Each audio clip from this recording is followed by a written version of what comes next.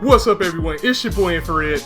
Welcome to the Scott Report. Today I'm bringing you an anime review of JoJo's Bizarre Adventure, Part 4, Diamond is Unbreakable, Episode 20.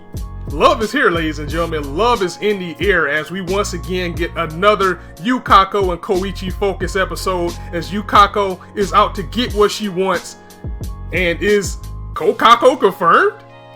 Did this really happen this episode? As it was a really good episode.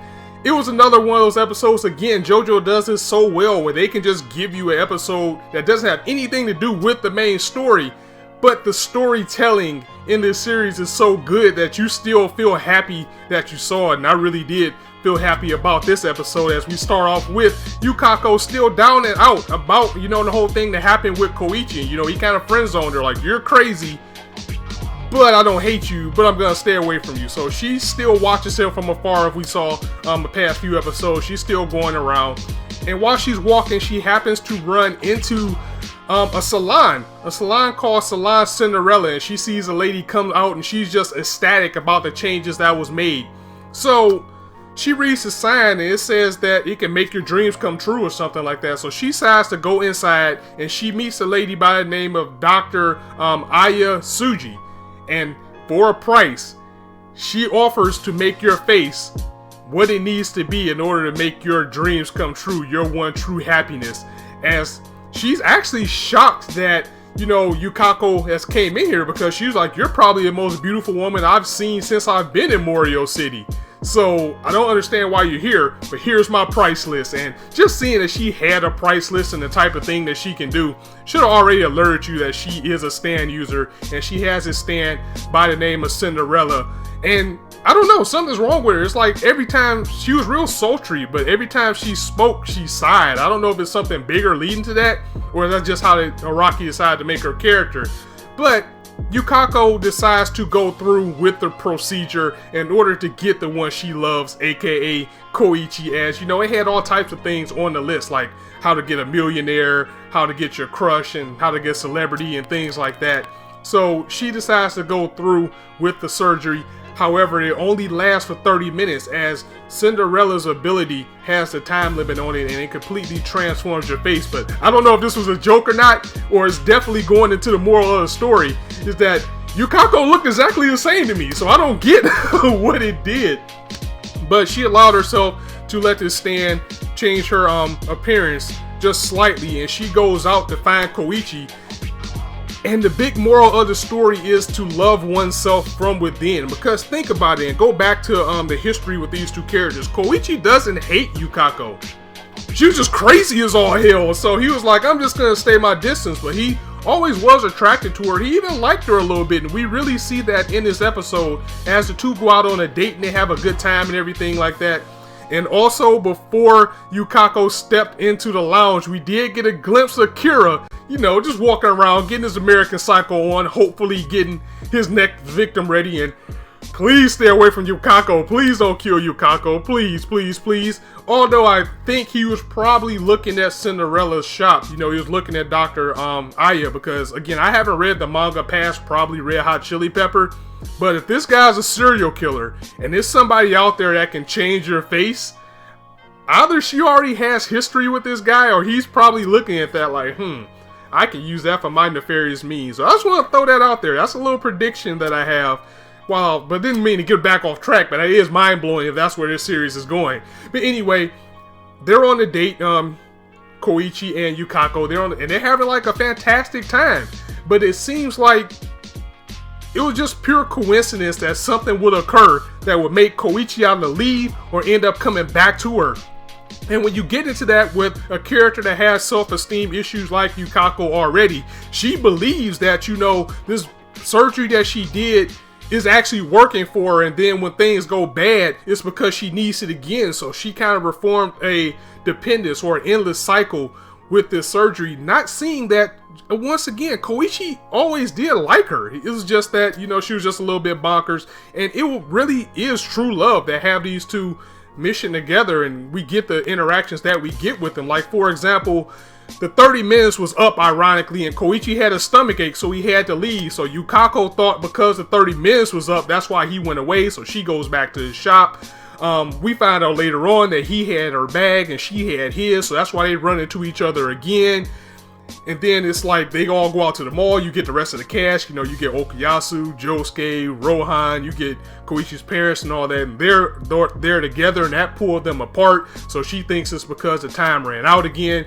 However, she does bump into Koichi by coincidence, because there's also something else later that when Yukako decided to go back to Dr. Aya's lab for another treatment, she gave her this lipstick that she had to put on every 30 minutes to keep the effect up.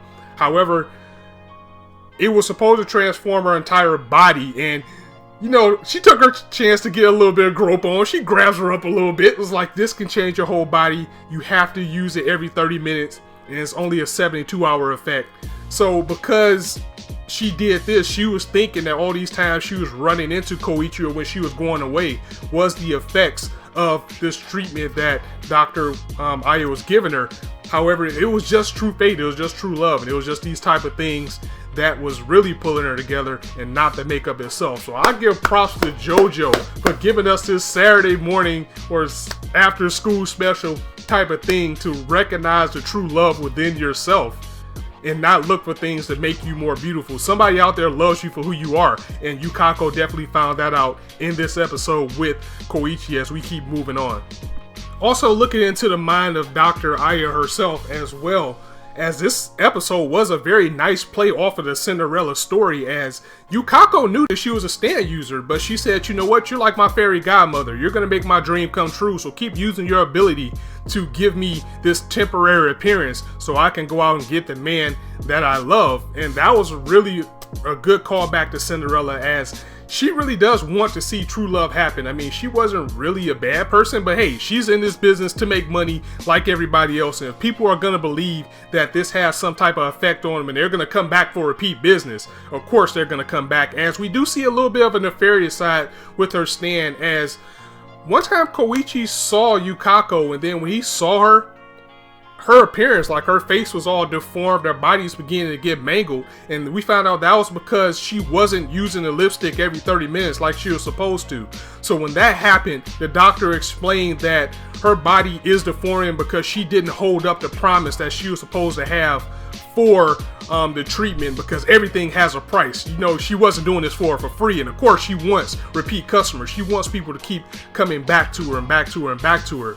So of course this enrages Yukako, as she was really about to kill this lady. Like, you made me ugly, you took my man away, all this is your fault. But Koichi actually did follow her and noticed that it was Yukako, as she just tried to say, no, I'm somebody else. Even though she looked different, Koichi did notice that it was Yukako by that personality. And this is where he steps in, and he has a big impact of what happens next, as the doctor explains that Yukako must pick a face. Out of all the faces that she made out of her surgery, she put them in front of Yukako and said, if you want your real face back, you have to pick the right face. You have to pick your face. But if it's wrong, you're going to be deformed forever. So Yukako is kind of at odds about trying to pick this face. But what she decides to do is says, I'm going to let Koichi decide, because I just want to be whatever he wants me to be. Whatever face he chooses is the face that I will be content with as long as he loves me. And then big ups for Koichi as well by choosing the face and saying, I think this is her face, but look, if I'm wrong, then I will allow you to blind my stand echoes with your ability and make me blind as well.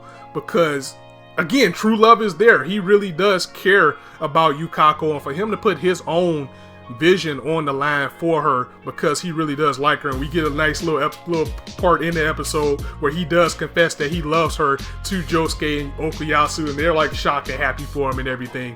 So he made the face out of love. He was like, I'm gonna pick this face. If it's wrong, you can blind me. And even though all the faces were wrong, the doctor still fixed Yukako's face, because she was truly heartwarmed by the decision that he made for her saying, I will be fine with whatever happens to me as long as he loves me, and what Koichi saying, if I'm wrong, then you can go ahead and blind me, as the two embrace each other. They gave each other a kiss earlier in the episode. They probably did at the end of this one as well, and it was just a very heartwarming episode. Once again, gotta clap it up for JoJo for just taking episodes like this. Again, it doesn't have anything to do with the narrative and makes it a really big, watchable, heartwarming episode. And it seemed like it was pretty quick too, and that's how you know you're having fun, when you don't pay attention to how long an episode is. So that was the episode in a nutshell. Again, the moral of the story is love yourself, embrace the beauty inside, as that's what people are really looking at, even though, you know, physical attraction probably does have something to do with it. But overall,